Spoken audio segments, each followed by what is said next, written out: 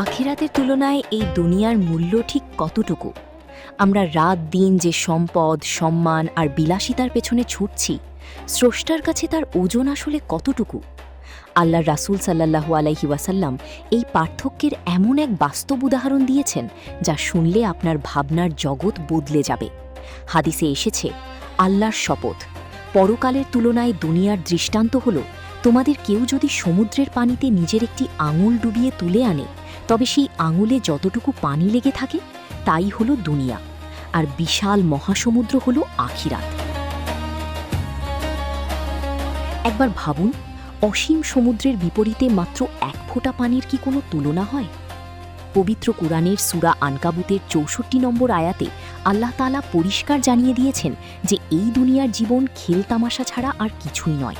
এটি কেবল একটি সাময়িক মুসাফিরখানা। যারা পরকালের জীবনের পরিবর্তে দুনিয়ার জীবনে সন্তুষ্ট হয়ে গেছে, তারা মূলত একটি নগণ্য জিনিসের বিনিময়ে বিশাল এক সাম্রাজ্যকে হারিয়ে ফেলছে। অথচ জান্নাতের মাত্র একটি চাবুক রাখার জায়গাটুকু এই পুরো পৃথিবী এবং এর মধ্যকার যা কিছু আছে সব কিছুর চেয়ে কয়েক গুণ বেশি মূল্যবান। রাসূল সাল্লাল্লাহু আলাইহি ওয়াসাল্লাম একবার বাজার দিয়ে যাওয়ার সময় একটি মৃত ও কানকাটা ক্ষুদ্র বকরির বাচ্চা পড়ে থাকতে দেখলেন।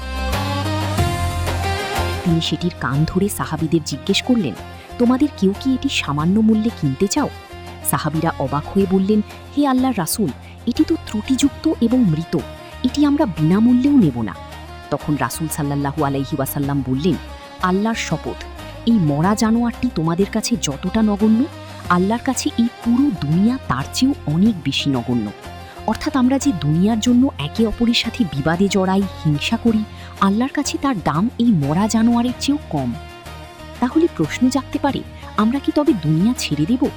না, ইসলাম আমাদের দুনিয়া ছাড়তে বলেনি, বরং দুনিয়াকে আখিরাতের পাথেয় বানাতে বলেছে।